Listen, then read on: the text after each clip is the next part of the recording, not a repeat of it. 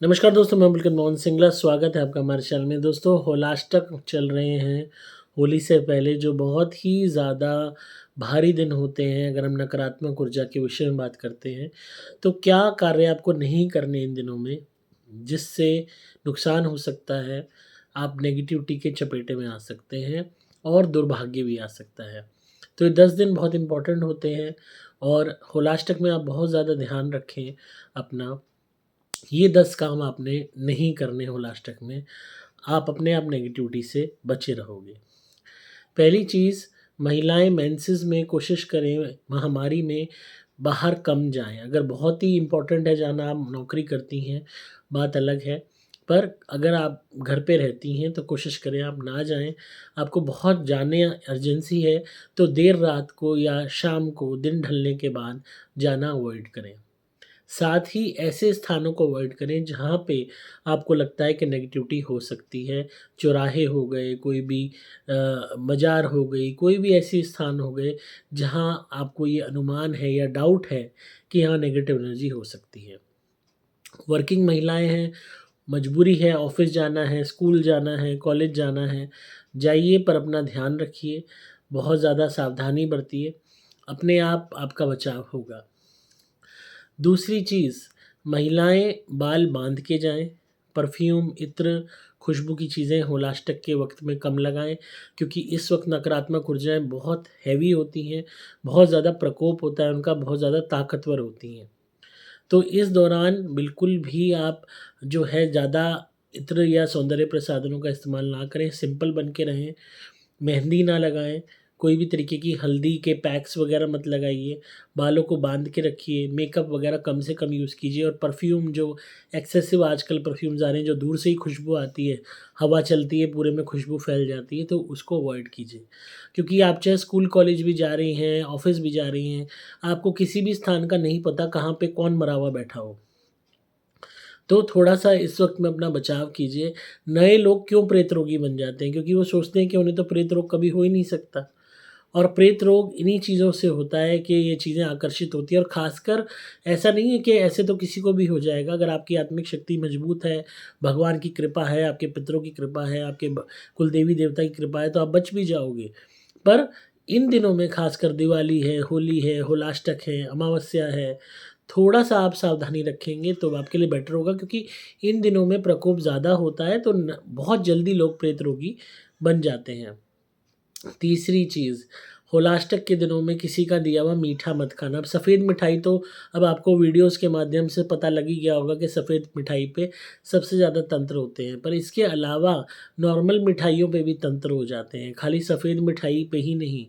ये नहीं है कि आपने सफ़ेद मिठाई तो मना कर दी, कोई मिठाई लेके आया, उसमें से सफ़ेद वाली बर्फ़ी तो नहीं उठाई, आपने रसगुल्ला उठा लिया ब्राउन वाला या आपने कोई काजू कतली उठा ली या काजू कतली भी सफ़ेद चलो मानो आपने कोई घिया की मिठाई उठा ली, बेसन का लड्डू उठा लिया, तो आप पे टोटका नहीं हो सकता।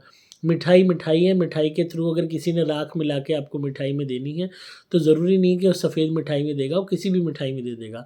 हाँ, सफ़ेद मिठाई में तंत्र थोड़ा ज़्यादा वर्क करता है, ज़्यादा हाई उसकी इंटेंसिटी हो जाती है, पर बाकी मिठाइयों में भी टोटके हो जाते हैं। हमने मिठाई छोड़ो पनीर, नमकीन, आलू की सब्ज़ी, रोटी, पूरी, थाली जो आई हुई होती है आपकी जो नॉर्मल थाली होती है खाने की, उस तक में राख मिले के कारण टोटके होते हुए देखे हैं लोगों के ऊपर।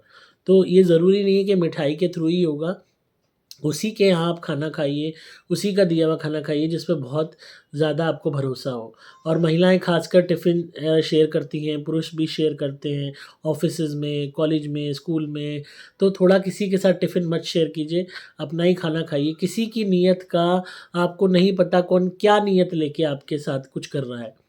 एक हमारे क्लाइंट थे, उनको कोई बंदा वशीकरण करके फँसाना चाहता था लेडी को और वो लिटरली उनके लिए खाना बना के घर से लाता था और उस खाने में मंत्र पढ़ के थूकता था, कुछ ना कुछ डालता था। और एक दिन उस लेडी ने देख लिया वो चीज़ और वो ऑफ़िस में ही जब खाना गरम जहाँ करते हैं, वहाँ वो चुपचाप कुछ पढ़ के उस पे फूँक मार रहा था। और उससे पहले वो लेडी लगातार उसके घर का खा रही थी और हर वक़्त वो उस लड़के से बात करती थी, लेडी शादीशुदा होते हुए। और उसे समझ नहीं आता था कि मैं क्यों इसके प्रति आकर्षित रहती हूँ और उस आदमी की गलत नीयत थी उस लेडीज़ के प्रति। जब उसने देखा तब उसने फिर हमें कॉन्टैक्ट किया, उसने कहा मैं क्या करूँ, अभी तक तो मैं हज़ारों दफ़ा इसके हाथ का खा चुकी हूँ और कहीं न कहीं मैं इससे बात किए बगैर नहीं रह पाती।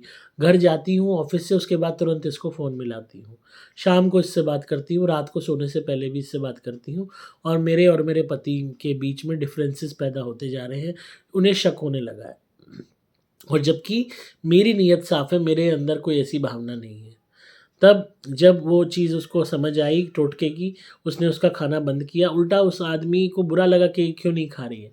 तो उसके उतारे करवाए, जब जाके वो टोटका कटा और फिर उस लेडी ने हालाँकि वहाँ से जॉब ही छोड़ दी, दूसरी जगह जॉइन कर ली, ताकि वो आदमी रिवेंजफुल ना हो, पीछे ना पड़े।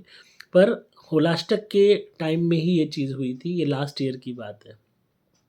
तो थोड़ा-सा आप सजग रहिए, किसी से भी टिफ़िन शेयर मत कीजिए, अपना खाना लाइए। किसी का कुछ नहीं भरोसा, क्या वो आपके लिए करके घर से ला रहा हो। चौथी चीज़, होलाष्टक के दिनों में आप कोई भी जन्मदिन या सालगिरह धूम-धाम से मत मनाइए। हो सकता है होली से पहले आपका जन्मदिन पड़ता हो या सालगिरह पड़ती हो। सालगिरह के चांस कम है क्योंकि हर कोई इतना समझ तो रखता है कि होली से पहले होलाष्टक में मुहूर्त नहीं होता अच्छे कार्य का। पर जन्मदिन तो अपने हाथ में नहीं है, अगर कोई पैदा हुआ है होली से पहले, तो वो तो उसके हाथ में नहीं है ना। तो होली से पहले आप पैदा हुए हो, जो 10 दिन हैं होलाष्टक के, उसमें अगर आप पैदा हुए हो तो अपना जन्मदिन धूम-धाम से मत मनाइए कि आप दुनिया भर के फ्रेंड्स को बुला रहे हो, रिश्तेदारों को बुला रहे हो, लोगों को बुला रहे हो। अगर इस दौरान कोई टोटके का से प्रभावित गिफ्ट आपको दे गया, तो आप उसको यूज़ करोगे, आपकी बैंड बज जाएगी। चाहे वो ज्वेलरी हो, चाहे वो कपड़े हों, चाहे वो मिठाई हो, चाहे वो खिलौने हों, चाहे वो घड़ी हो, चाहे वो पर्स हो, चाहे वो कोई भी चीज़ हो, चाहे साड़ी हो। मतलब अगर नहीं किया तो चलो नहीं किया, पर अगर कर दिया किसी ने कुछ और आपको दे दिया और आपका ही जन्मदिन, ऊपर से हुलास-टक और आपने वो चीज़ बरत ली, तो ये समझ लो इतना तगड़ा टोटका हो जाएगा कि आपसे छुटाए नहीं छूटेगा उसका असर। तो आपने बर्थडे बनाना है बनाओ, पर अपने सिर्फ़ फैमिली मेंबर्स के बीच में बना लो। ज़्यादा तामझाम ड्रामा करने की ज़रूरत नहीं है कि इसको बुला, उसको बुला, इस सब में मत पड़ो। सालगिरह है अगर 1 मिनट के लिए किसी की पड़ रही है, तो भी आप इन दिनों में होली से पहले जो 10 दिन है, इसमें ओवर सेलिब्रेटेड वाला सालगिरह मत बनाओ। सिर्फ़ अपने मियाँ-बीबी, अपने घर के फैमिली मेंबर्स, वो सेलिब्रेट कर लो। 5वीं चीज़, आपने किस चीज़ का ध्यान रखना है कि होलाष्टक के ये जो दिन हैं 10 दिन, इन दिनों में नॉन-वेज कंज़्यूम नहीं करना, शराब कंज़्यूम नहीं करनी। अगर आप शराब और नॉन-वेज कंज़्यूम करते हो तो नेगेटिविटी का प्रकोप बढ़ेगा, आत्मिक शक्ति कमज़ोर होगी। पहले ही नेगेटिव एनर्जीज़ बहुत हैवी होती हैं इस टाइम और अगर आपकी आत्मिक शक्ति ऑलरेडी कमज़ोर है और वो और कमज़ोर हो जाती है नॉन-वेज कंज़प्शन से, लिकर कंज़प्शन से, तो आप पे अटैक होने के चांसेस बढ़ जाएँगे। तो इस दौरान ये 10 दिन होली तक आप नॉन-वेज और शराब छोड़ दो, आप अपने आप हल्का महसूस करोगे। छठी सावधानी, आपने छठा काम क्या नहीं करना कि होलाष्टक के दिनों में आपने देर रात सफ़र नहीं करना। देर रात अगर आप कोई लंबा ट्रैवल प्लान कर रहे हो कि चलो ड्राइव करके यहाँ जाते हैं, जयपुर जाते हैं, वहाँ जाते हैं, हरिद्वार जाते हैं, कोई भी अन्य स्टेट जाते हैं, लंबी ड्राइव करके घूम के आएँगे, लद्दाख जाएँगे, यहाँ जाएँगे, वो जाएँगे। तो ये जो भारी दिन होते हैं, इन दिनों में एक्सीडेंट होने के चांसेस बढ़ जाते हैं। एक्सीडेंट में अकाल मृत्यु के चांसेस बढ़ जाते हैं। तो इस दौरान प्लीज़ अपना लंबी जर्नीज़ अवॉइड कीजिए। होली बाद ही आप कोई भी ऐसा कार्य कीजिए।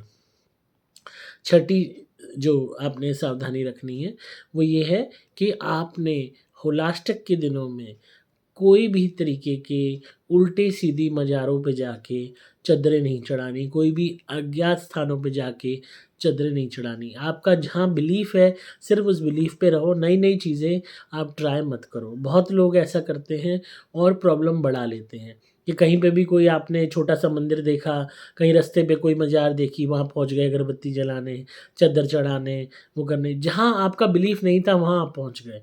अब आप क्या करते हो कॉन्फ्लिक्ट ऑफ गॉड करते हो। अब एक तरफ आप भगवान को मान रहे हो, एक तरफ आप देवी-देवताओं को मान रहे हो, एक तरफ आप डिफरेंट एनर्जीज़ को पूज रहे हो। तो जब आप इतना ज़्यादा कॉन्फ्लिक्ट क्रिएट कर देते हो एनर्जीज़ के बीच में, तो वो मिलके आपका कबाड़ा ही करेंगी, आपका फ़ायदा नहीं करेंगी। और हो सकता है कोई किसी ने वैसे ही मंदिर बना दिया सड़क घेरने के लिए, कहीं पे जगह कब्ज़ा करने के लिए। उसने वहाँ पे कोई प्राण प्रतिष्ठा करा के तो भगवान बिठाए नहीं है।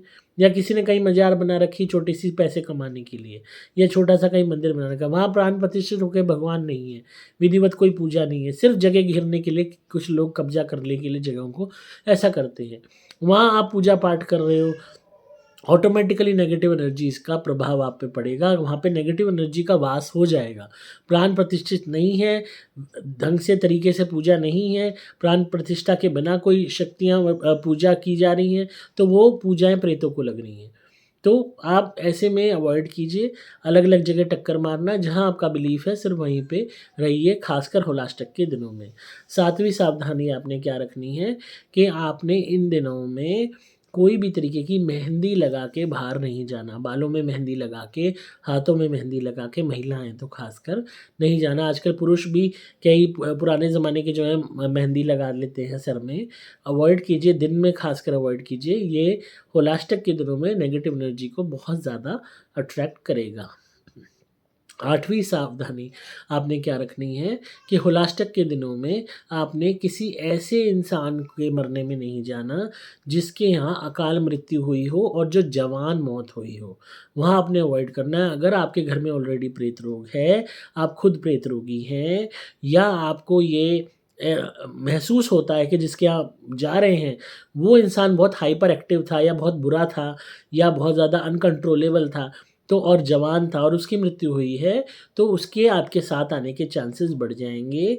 अगर आप प्रेत रोगी हो तो भी, और अगर आप प्रेत रोगी नहीं हो, घर हॉन्टेड है तो भी, और आपकी आत्मिक शक्ति कमज़ोर है तो भी। तो ऐसी किसी की डेथ में जाना अवॉइड कीजिए। बहुत ही मजबूरी है तो उनकी तेरामी में चले जाइए। 9वीं सावधानी आपने क्या रखनी है कि होलाष्टक के दिनों में आपने किसी भी तरीके के उल्टे-सीधे जो सड़क पे साधु घूमते हैं, सड़क पे वो घूमते हैं, लोग घूमते हैं, जो माँगने वाले, इनके साथ ज़्यादा इंटरेक्शन में नहीं पड़ना। बहुत लोग सड़क पे घूमने वाले बाबाओं का वेश बना के तांत्रिक घूम रहे होते हैं, जो तंत्र करके कुछ न कुछ नुकसान पहुँचा देते हैं। तो आप ये मत सोचिए आप उससे कोई रुद्राक्ष ले लेंगे, कोई जड़ी-बूटी ले लेंगे। होली के टाइम में, ख़ासकर होली से पहले ये घूमना शुरू हो जाते हैं, घर-घर घंटी बजानी शुरू कर देते हैं। क्योंकि जैसे-जैसे कोई त्योहार आते हैं, दिवाली, होली है, घंटी बजाते हैं कि ये दे दो, वो दे दो। ऐसे में अगर आप उनसे ज़्यादा इंटरेक्शन करते हो, आँखों से आँखें मिलाते हो, तो हो सकता है वो कोई ऊपरी चीज़ आप पे छोड़ दें और आपको पूरी तरीके से अपने गिरफ्त में ले लें, आप पे ब्लैक मैजिक कर दें। तो उनको अवॉइड कीजिए। ये सतयुग नहीं है। सतयुग में भी माँ सीता ने रावण पे भरोसा कर लिया था, क्योंकि वो साधु का रूप लेके आया था, और क्या हुआ आप सब जानते हैं। तो ये तो कलयुग है, ये तो सबसे गंदा युग है, जहाँ इंसान इंसान को खा रहा है। तो इस गंदे युग में आप अगर ऐसे दरवाजे पे आए लोगों पे, साधुओं पे बिलीव करोगे, तो कैसे काम चलेगा। मैं ये नहीं कह रहा कि सारे साधु ऐसे होंगे, अच्छे भी होंगे, नीड